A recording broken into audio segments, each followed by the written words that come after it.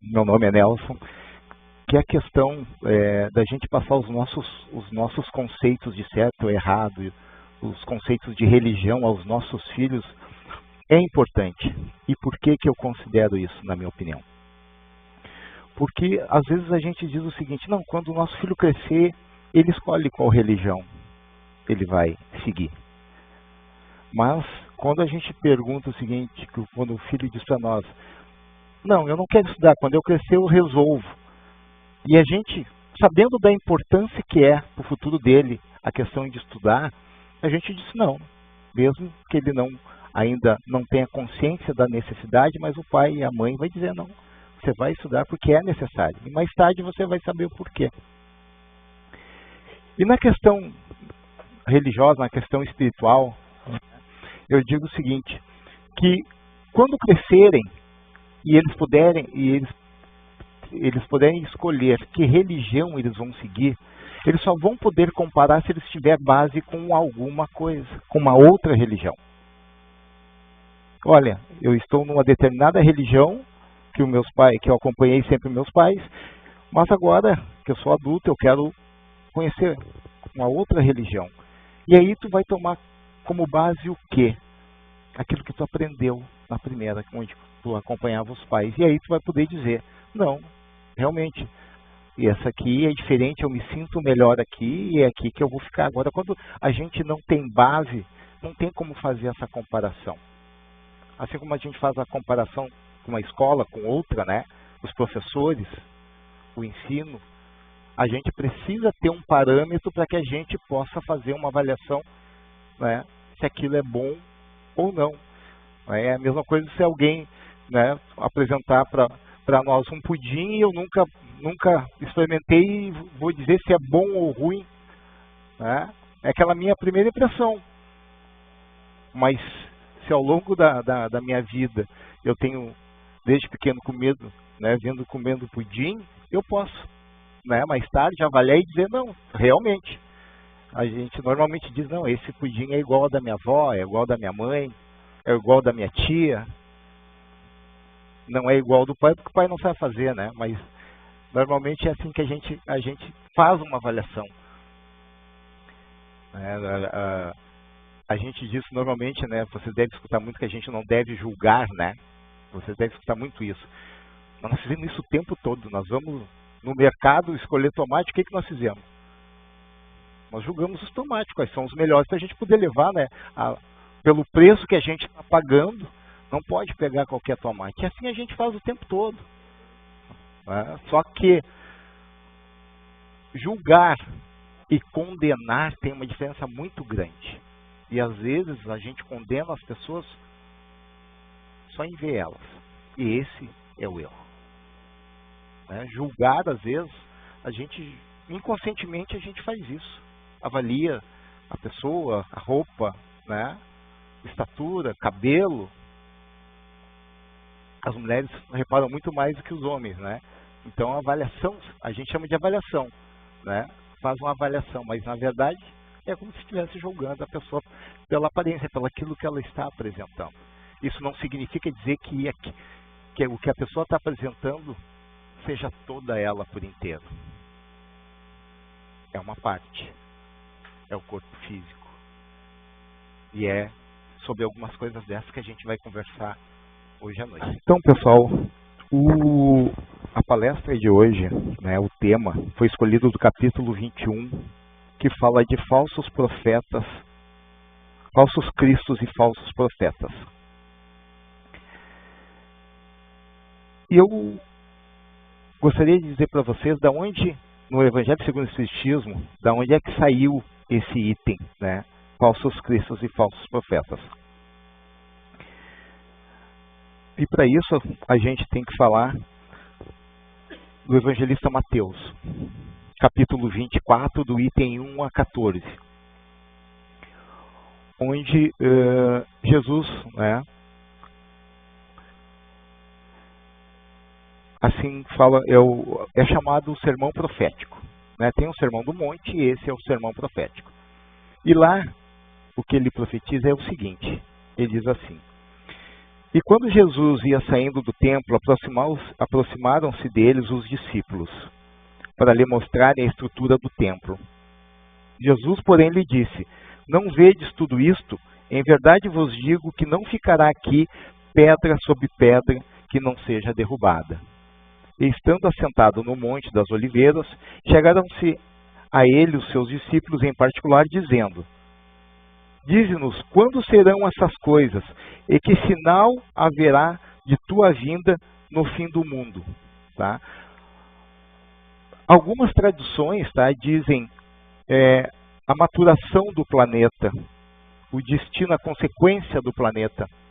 Né? E a gente se fosse fazer a interpretação espírita, poderíamos dizer o seguinte: mestre, quais são os sinais que podemos reconhecer para a transição planetária? Ou seja, a mudança. Né? E a gente sempre, quando fala em transição planetária, parece que o planeta vai mudar. Mas não é o planeta. São as pessoas. São as pessoas que precisam mudar. Porque hoje, nesse planeta, nós estamos, né, num período de provas e expiações, aonde o mal ainda impera. Não é absoluto, mas impera.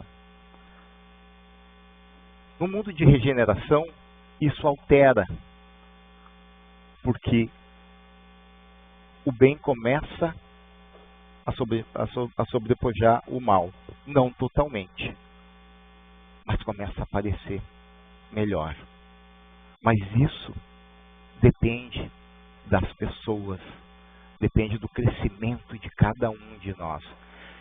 E aí, quando ele fala, Jesus, dos sinais que vão ser, ele fala de 5 sinais. E o primeiro sinais são os falsos cristos, e o 7º sinal é os falsos profetas. E que a gente poderia inicialmente dizer que profetas, né, seriam aqueles messias que trariam profecias, que diriam sobre o futuro. E isso aconteceu durante muito tempo. Mas, na atualidade, o que seriam falsos profetas? Falsos cristos, falsos messias? Não necessariamente seriam pessoas.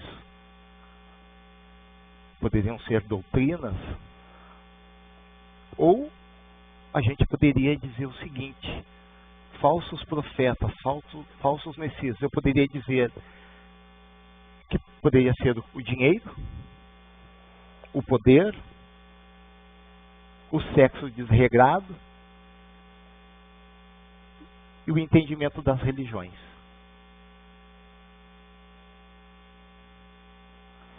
Ou seja, dentro desses 4 itens, pessoas, por exemplo, que viessem, né, nos demonstrar ou tentar nos convencer do que o mais importante é o material. É a posse do material. De ser rico, de ter dinheiro. E que isso significa felicidade. Enquanto outros poderiam dizer que o dinheiro é bem-vindo, mas não é o mais importante. Eu preciso ter poder sobre outras nações, sobre outras pessoas. E isso nós poderíamos considerar nos dias de hoje falsos profetas. Mas como é que nós podemos identificar quais são as características, né? E aí, tem no capítulo 20 do Evangelho, tá, que é os trabalhadores da última hora, tem um item que ele faz a seguinte pergunta: se entre os chamados para o Espiritismo, muitos se transviaram, quais são os sinais pelos quais reconheceremos os que se acham no bom caminho? E aí ele responde sobre a verdadeira caridade. Reconhecei-los pelos princípios da verdadeira caridade que eles ensinarão e praticarão. Reconhecei-los pelo número de aflitos a quem levem consolo. Reconhecê-lo-eis pelo seu amor ao próximo, pela sua abnegação e pelo seu desinteresse pessoal.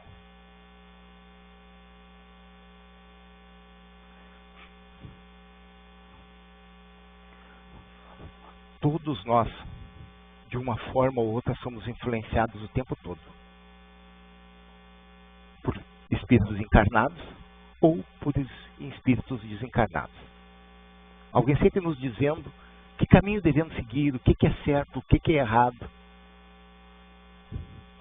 Quando nós éramos crianças, a gente confiava cegamente nos nossos pais, nos nossos avós.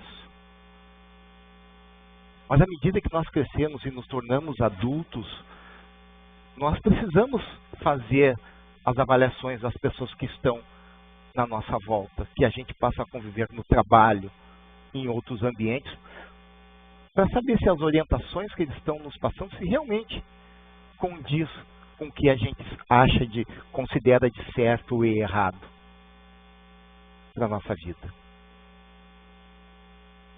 E o primeiro item é o seguinte: o que significa felicidade para cada um de nós? Como eu disse anteriormente, para alguns significa ter dinheiro, ter poder. Será que isso é suficiente e pode nos trazer felicidade para que a gente realmente possa dizer eu sou feliz?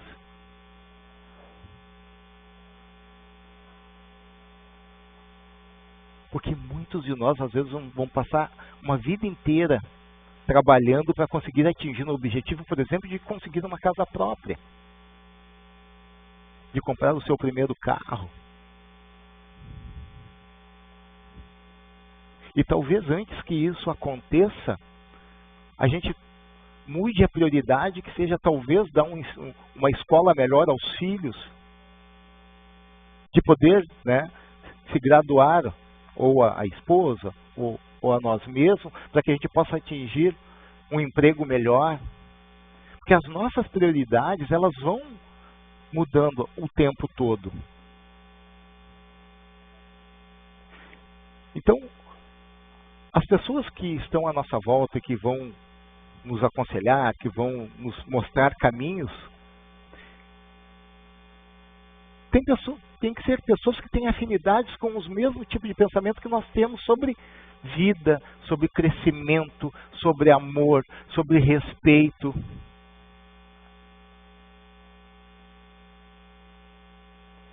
Porque senão a gente pode viver uma vida que não é nossa. Por exemplo, conforme o ambiente que a gente trabalhe, né, eu preciso ostentar um terno todos os dias diferente. Eu preciso ter um carro do ano. E essa não é a minha realidade. Talvez eu tenha tudo isso, um carro importado, usando um terno a cada dia, mas eu não tenho casa própria.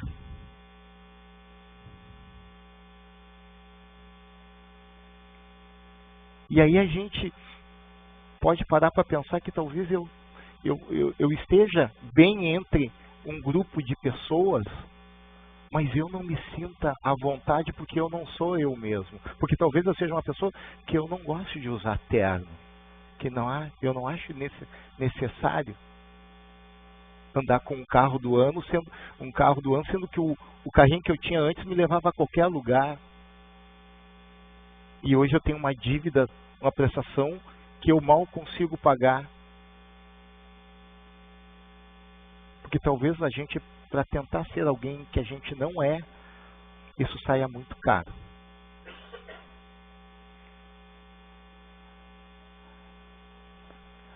Então, a gente tem que buscar nas pessoas que estão na nossa volta, que vão nos ajudar a crescer, que vão nos orientar, que talvez vão nos dar um emprego, talvez a gente vá dar um emprego. Pessoas que sintonizem conosco.